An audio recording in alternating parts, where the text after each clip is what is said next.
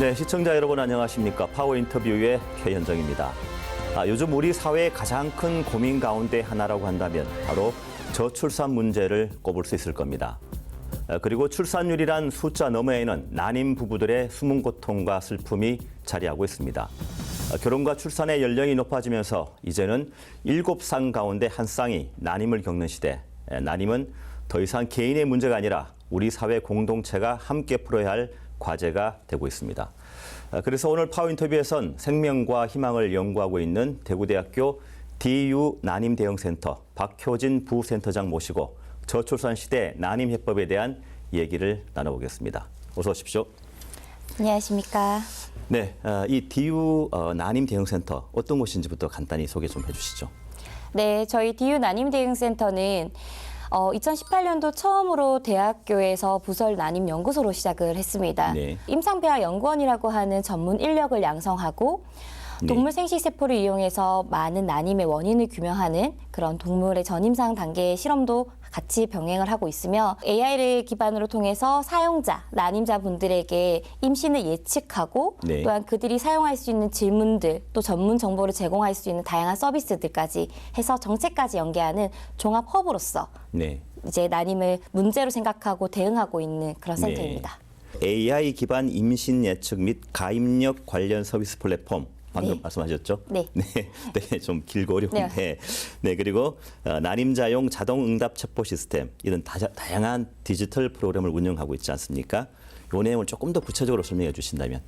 저희가 이 사업을 시작하게 됐던 이유들은 첫 번째 난임자분들에 대한 사회적 인식이 그렇게 좋진 않았어요. 네. 저희가 좋은 서비스를 만들었을 때 난임자분들이 위한 겁니다라고 얘기를 드렸는데 막상 난임자분들이 사용을 안 하세요. 네. 이분들은 그래서 시간적, 장소적, 그다음 프라이빗이 존재가 돼야 되고 그리고 대한민국의 전문 정보, 그다음 그분들의 자조 모임, 그들만의 커뮤니티로부터 나온 다양한 질문 기반의 어떤 데이터들, 그런 것들을 사용자가 이용할 수 있게끔 만들어낼 수 있는 지금까지의 도전은 없었다고 생각을 하거든요. 그리고 임신 예측 플랫폼부터 좀 말씀을 드리고 싶은데 평균 7에서 8회 반복 시술을 받으셔야 임신 성공까지 가능하세요. 지금. 네. 그런데 항상 좌절감이 있을 수도 있고 그다음 시술에 대한 불안감으로 많이 힘들어하십니다. 네. 그래도 저희가 많은 시술적 데이터를 기반으로 표본화돼서 다음 시술에 제 정보를 넣었을 때 어느 정도 예측 정도가 나오면 그분들에게 심리적 안정도 될 수 있을 것 같고 사용자 입장에서 난임자분들 입장에서 저희는 그런 서비스가 가능하겠다라고 생각을 했고 현재는 가입력을 등급화해주는 서비스도 있고요. 다음 시술을 받았을 때 예측하는 임신 성공까지 예측할 수 있는 서비스도 같이 있습니다. 그리고 두 번째는 올해 개발되고 있는 서비스인데요. 많은 시술이나 이런 전문 상담을 받으려고 하면 9시부터 5시까지 주중에 일어나게 됩니다. 많은 시간적인, 장소적인 불편함이 있으세요. 그래서 자연스럽게 쇼핑몰 하나에서 물건을 사도 저희가 불편함이 있을 때 자동 챗봇으로 받는데 이분들이 전문 지식, 내가 병원에 가서 어떤 불편함이 있을 때 어떻게 대처해야 되는지 그런 것들에 대해서 저희가 실제로 난임자분들 만나서 Q&A 받았던 질문들부터 시작해서 쉽게 이제 채팅으로 물어보시면은 저희가 답변할 수 있는 그 시스템을 만들었고 이것들이 이제 향후 앞으로 챗봇, 챗 GTP처럼 자동 응답을 할 수 있는 서비스로 고도화해 나갈 예상입니다.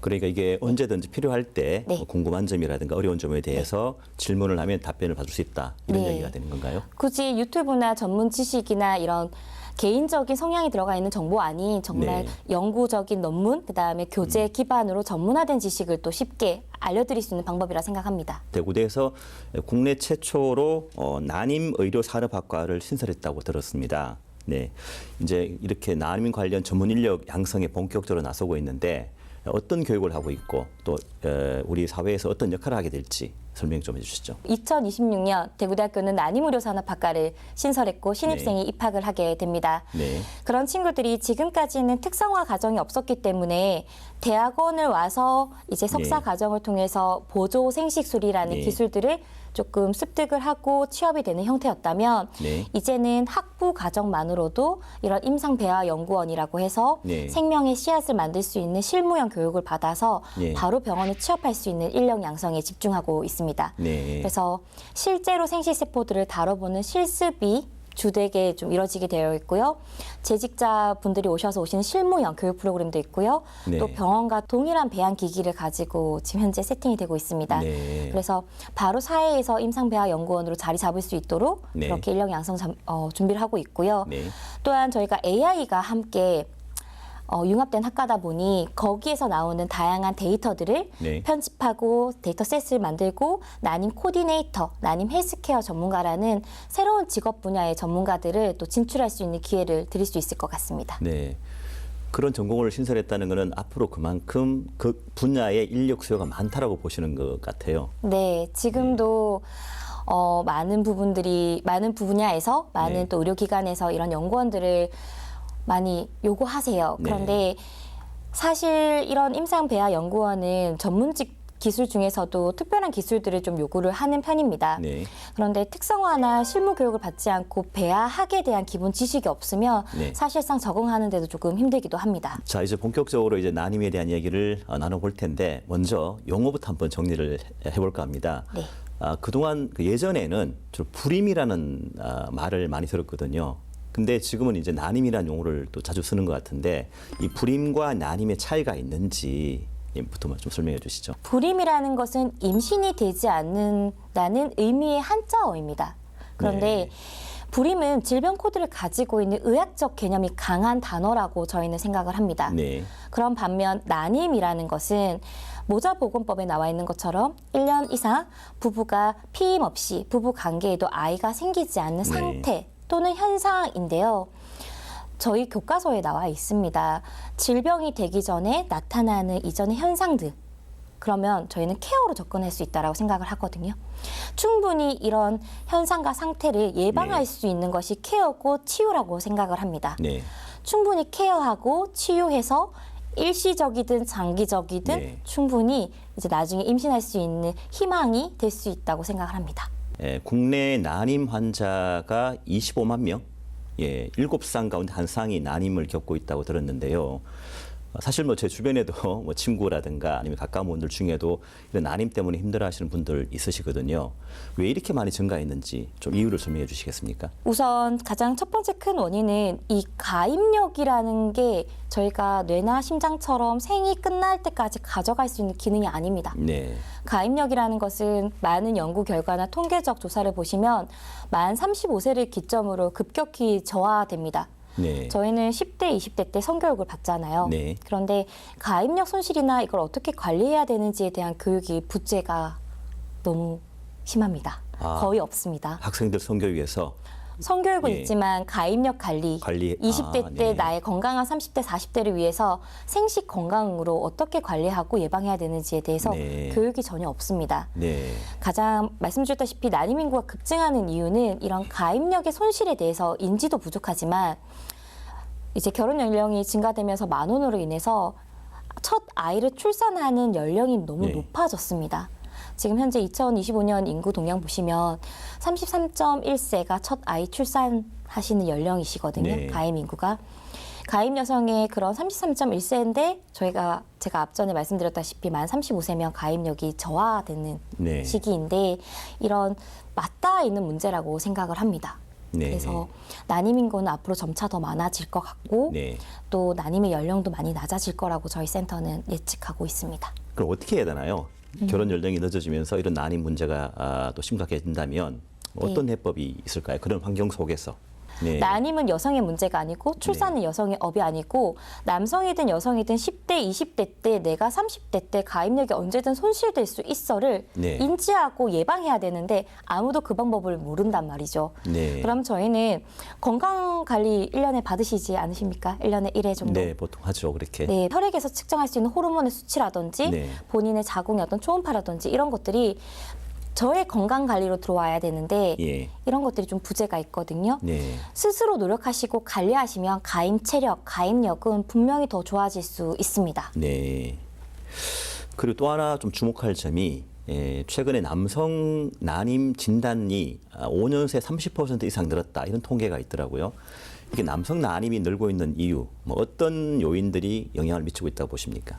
여성도 그렇고 남성도 그렇고 식문화도 바뀌었고요. 네. 잘 먹고 잘 살게 되면서 경제가 발전하면서 저희 식탁에 올라오는 식습관, 생활 습관부터가 네. 다 달라졌습니다. 2차 성징을 하면서 저희는 가입력이라는 걸 획득하게 되는데요. 예. 저희 어머님, 저희 할머님의 세대보다 점점점 그 연령이 낮아지고 있습니다. 예. 10살에서 12살 정도면 2차 성징을 전부 다 경험을 예. 하는 시기인데 이 2차 성징이 빨라졌다면 제가 30살에 만약에 아이를 갖겠다고 이제 결혼을 하더라도 그 중간에 20년은 저는 아무 대비도 하지 않고 가입력을 소모해버린 상태가 됩니다. 네. 남성도 마찬가지고요. 시술 받으시는 분이 시술 받으실 당시에 그 전에 사전 검사에서는 정자가 있었는데 네. 시술을 받으실 때 정자 수가 줄거나 없는 경우도 있고요. 예. 그리고 이런 기후 환경 변화도 영향을 미칩니다. 네. 초미세먼지가 많은 날 혹시 마스크 끼실까요? 보통 끼죠. 예. 근데 서울에서 안 끼시는 남성분들도 계시거든요. 네. 그런 초미세먼지의 작은 입자가 남성의 생식세포 꼬리에 달라붙습니다. 아하. 예. 그런 운동성을 방해하게 될 거고 네. 그렇지 않은 기후에 사시는 분들보다 생식세포의 어떤 품질이나 가입력이 저하될 수도 있습니다. 네. 그래서 남성분들도 호르몬 변화와 생식력을 가지고 있기 때문에 네. 생활 습관, 운동, 음주, 흡연, 네. 지금 말씀드렸던 기후 변화까지 다 네. 생각하셔서 생식력에 대해서 고민하셔야 됩니다. 네, 그렇군요. 그리고 첫째 아이를 놓고 둘째 아이를 갖기 힘든 그 2차성 난임 환자도 많다고 들었는데요. 이걸 속발성 난임이라고 하나요? 이 문제 역시 첫째 아이의 가임 여성이 첫째 아이를 놓는 평균 나이가 33.1세입니다. 네. 근데 둘째 아 출산이 34.4세로 이제 통계청에서 보고가 되었거든요. 네. 맞닿아 있는 문제라고 생각을 합니다. 네. 만 35세 기점에 가까워졌고 둘째 아이를 출산하는 연령도 함께 높아졌기 때문에 신체적인 노화 때문이다라고 말씀을 드릴 네. 수 있을 것 같고 첫째 아이의 출산 연령이 높아지니 둘째 아이를 놓는 연령은 더 높아질 것이고 아무 대비도 하지 않고 그래 우리 둘째 갖자라고 하시는데 그 사이에 건강 관리 및 가입력 관리 같은 부분들을 운동, 식습관 개선 같은 것들로 예. 꾸준히 하셨어야 된다고 생각을 합니다. 네. 자, 그러면은 그 시청자분들 가운데 혹시 아이를 갖기 힘든 그런 가정이 있다면 이런 궁금증이 있을 것 같아요. 그러면 언제쯤 병원이나 이런 센터를 찾아야 하나요? 하는 것일 것 같은데 어느 시점에서 어떤 병원에서 전문적인 진단이라든가 이런 어떤 상담, 조언을 받는 게 좋을 것 같습니까? 저는 20대 분, 30대 네. 분 지금 이 방송을 보신 모든 분들이 지금이라도 빨리 가시길 바랍니다. 지금이라도. 네. 예. 국내 설문조사를 보게 되면은 20대 때 산부인과에 가서 진료를 받아본 적이 있느냐 또는 네. 어떻게 생각하느냐는 답변에 부끄럽다, 출산을 위해서 가는 곳이다. 네. 하지만 가려고 해도 부담스럽다라고 네. 하시는데 네. 이런 것들이 사회적 인식에서부터 시작을 하거든요. 네. 20대에도 건강관리 일환으로 가셔야 되는데 산부인과나 여성병원은 문제가 있거나 출산을 위해서만 가는 곳이라는 이런 인식이 강하기 예. 때문에 제때 검진을 못 받으시는 분들이 많으세요. 예. 그래서 미리 가실 수 있으면 20대부터 정기 검진을 받으셨으면 좋겠고 네. 그리고 보통 이제 병원에 가시겠다 생각하시는 시점이 네. 결혼을 하시고 나서 아이가 안 생기면 그때 고민을 해보십니다. 네. 내가 난임 병원 한번 가볼까? 그런데 결혼하는 시점이 이미 30대 중후반이시라면 네. 와 우리가 언제든지 아이를 계획해서 낳을 수 있다가 아니라 우리가 나중에 아이를 낳지 못할 수도 있어. 네. 결혼 준비의 일환으로 최대한 하루라도 더 빠른 시일 내에 방문을 네. 해보시는 게 전 좋다고 생각을 합니다. 네, 그렇군요. 그리고 이런 그 난임 부부들이 겪는 여러 가지 문제점들이 있겠지만 첫 번째로 보면 경제적 부담, 사실 이게 간단치 않더라고 보니까요. 아는데 그 못지않게 정서적 고립감도 이들에게 상당히 좀 힘든 그런 어떤 문제라고 하는데 그래서 우리 센터에서는 이 부분에 있어서도 어떤 지원이나 서비스를 하고 있다고 들었거든요. 실제로 경북의 이제 보건소와 연계해서 저희가 10회 정도 난임 오프라인 강연을 했었는데 네. 지금까지 만나 뵀던 분들이 한 200분 정도의 난임자분들을 네. 만났습니다. 그럴 때 한 분의 케이스가 생각이 나는데 이제 출산 직전에 유산이 된 경우가 있으셨어요. 네. 그런데 가장 의지해야 되고 가장 이제 마음을 나눠야 되는 배우자를 죄인이 된 것 같아서 바라보지 못했다라고 말씀을 하시면서 네. 많이 우셨어요. 근데 그 순간 조용해지면서 모두 공감하셔서 함께 눈물을 흘리셨거든요. 네. 모두가 한 번쯤은 공유를 하셨던 그런 공감대였던 것 같아요. 네. 이런 말씀을 드릴 수 있던 거는 이들에게 정말로 필요한 거는 자조 모임이나 같은 경험을 공유할 수 있고 네. 커뮤니티고 또 그들이 정말로 궁금해하는 거에 대한 질문과 답변, 전문 지식 네. 이럴 때 이렇게 하세요라는 솔루션이 필요하겠다라고 생각을 했습니다. 네. 그래서 저희가 지금 4년에서 5년 정도 이렇게 직접 만나서 설문 기반으로 네. 그분들의 니즈들을 파악을 했고 그래서 앞서 말씀드렸지만 챗봇에도 이런 답변들을 녹아낼 수 있도록 했고 네. 또 만나시는 난임자분들의 이해도나 이런 저희가 전문 지식이다 보니까 용어가 많이 어렵습니다. 그런 예. 부분들을 콘텐츠화해서 이럴 때는 이렇게 하세요. 혹시나 두통이 있으시거나 발열이 나시면 이렇게 해보세요라는 솔루션들도 아까 예측 프로그램 앱에 함께 그 AI가 서칭해서 예. 사용자들한테 이제 제안을 해주는 서비스도 함께 해주고 있습니다. 네, 앞서 뭐 이렇게 말씀을 나누었습니다만은 요즘 젊은 세대가 그 결혼과 출산을 자꾸 이렇게 놓치다 보니까 30대, 40대 되어서야 임신을 시도하는 경우가 있지 않습니까? 예, 그러다 보니까 난임 문제도 지금 발생하고 있는데 가입력 관리 말씀하셨는데요. 어떻게 해야 되는지 조금 더 구체적으로 설명해 주시겠습니까? 요즘은 잘 먹고 잘 살다 보니 앞서 말씀드린 것처럼 2차 성징이라고 해서 가입력을 획득하는 시기가 점점 빨라졌습니다. 네. 그런데 제가 대학교에 있다 보니 직업의 특성상 20대가 가장 건강관리가 안 되는 인구 연령층이라고 생각을 합니다. 20대가? 네. 네. 강의실에 오고 또 강의실에 돌아가지만 30대는 자기 관리를 위해서 운동도 하고 식습관 개선도 하고 네. 준비를 하십니다. 특히 이제 난자동결이라고 하는 부분들도 30대의 직장인분들이 많이 하시는데 네. 20대들을 보면 아직까지 자유롭습니다.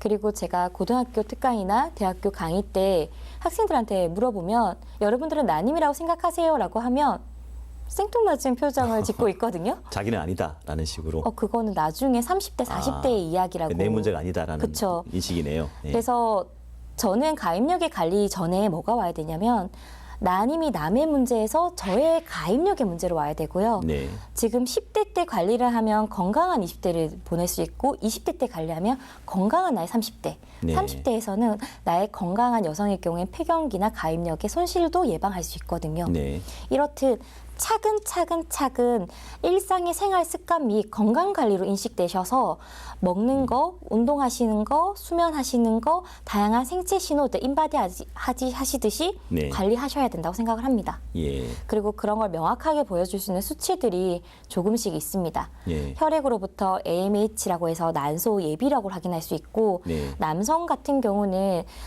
집에서도 할 수 있는 그 정자의 컬러티나 카운터기가 있거든요. 네. 그래서 스스로의 어떤 생식세포의 품질이나 카운터를 확인하실 수 있는 서비스들도 많이 있습니다. 저도 궁금하고 또 많은 분들이 또 이런 질문을 하실 것 같은데요. 대구대에는 의대가 없잖아요. 보통 우리가 난임 그러면은 병원을 먼저 떠올리는데 이 센터가 이 병원하고 다른 난임 문제 관련해 가지고 어떤 일을 하는 건지 좀 설명해 주시겠습니까? 맞습니다. 저희는 임상배아 연구원이라는 그런 분들 전문 인력을 양성하는데요. 임상배아 연구원은 임상이와는 달리 남성의 생식세포, 여성의 생식세포를 체외 실험실 환경에서 네. 이제 건강한 아기 씨앗인 배아까지 네. 이제 배양하시는 전문 연구원들을 저희는 임상배아 연구원이라고 합니다. 임상배아연구원. 네. 직업조차도 생소하시고 국내에 많은 분들이 그렇게 이런 전문 직업을 가지고 있지는 않으세요. 네. 종사하시는 분들이 뭐 400에서 600명 정도지만 사실 좀 더 적으시거든요. 네. 저희는 의대가 없는 학교입니다. 그렇지만 저희는 이런 임상배아 연구원이라고 해서 의료적인 시술과 임상의와 또 네. 의료적 이런 분야가 있고 또 저희 임상배아 연구원이 할 수 있는 배아와 같은 것들은 생식의학, 배아학이 기본이 돼야 되는 네. 그런 분야라고 생각을 합니다. 그래서 의대가 없지만 네. 지금 국내에서 저희가 생식의학, 배아학을 해서 이런 배아 전문적인 기술을 한 데는 네. 대구대학교가 최고라고 생각을 하고 있습니다. 아, 그렇습니까? 네. 그러면 그 어떤 이 연구비라든가 인력 지원 뭐 이런 것들이 잘 이루어지고 있는지 그리고 앞으로 더 좋은 성과를 위해서는 어떤 지원이 있으면 좋을지도 좀 설명해 주시죠. 너무나 안타깝게도 아직은 정부나 많은 바라보는 시각들이 과학적인 분야에서 이런 난임이나 저출생에 관련된 R&D 지원 사업이나 연구비 지원은 턱없이 부족한 실정입니다. 특히 전체 저출생에 대응하는 대금 중에서 난임자를 위해서 사용하는 부분은 0.05% 정도밖에 되지 않거든요. 네. 굉장히 적습니다. 시술비 지원이 많이 대두가 되고 있지만 네. 그런 부분들이 전체 예산에서 보면 0.05%밖에 되지 않거든요. 0.05%. 네. 어허. 그리고 R&D 분야는 네. 턱없이 더 부족합니다. 그런데도 저희는 지금 저희 난임 의료산업학과와 DU 난임 대응 센터는 경상북도 라이즈의 이제 난임 헬스케어 분야라고 해서 연간 네. 5억 원의 지원을 받아서 사업을 이뤄지고 있고요. 네. 또 저희는 지니어스 장학회에서 1억 원의 장학금 제도를 가지고 있지만 네. 이런 사업비들은 전부 교육 프로그램과 인력 양성을 위해서 사용이 되고 있고 네. 사실 R&D적으로는 국가적인 지원이 많이 부족한 상황입니다. 네. 많이 주시면 많이 연구하실 수 있는데 좀 네. 부족한 것 같습니다. 네, 사실 뭐 0.05%면 뭐 제가 자세히 모르겠지만 되게 적은 비중인 것 같아요, 그죠? 네. 네, 많은 지원이 좀 있으면 좋을 것 같습니다. 네, 앞서 많은 얘기들을 나누었는데요. 끝으로 이렇게 난임 때문에 힘들어하고 어려움을 겪고 계시는 부부들에게 좀 해주고 싶은 말씀이 있으시다면 어떤 게 있겠습니까? 저희 DU 난임 대응 센터는 저희 센터나 교육기관이 이득을 보려고 지금까지 수행하거나 해온 사업이 없습니다. 네. 그리고 난임이란 단어 자체가 굉장히 부정적인데요. 그분들이 세상을 살아가면서 본인의 삶이 점점 더 떳떳하게 살아가셨으면 좋겠습니다. 네. 그런 삶을 지향하기 위해서 저희 센터는 삶의 동반자가 되고 싶고 또 임신을 아기를 가진 시점이 임신인데 그때부터 떳떳하게 살아가는 것이 아니라 그 전 단계에 출산의 의지가 있고 그 전 단계에서부터 이제 그분들이 자신감을 가지고 살아갈 수 있도록 저희가 도와드리고 싶습니다. 네. 또한 이제 마지막으로 저희 센터는 항상 얘기를 드리는데요. 아이를 만드는, 생명을 만드는 따뜻한 과학 기술을 수행하는 기관입니다.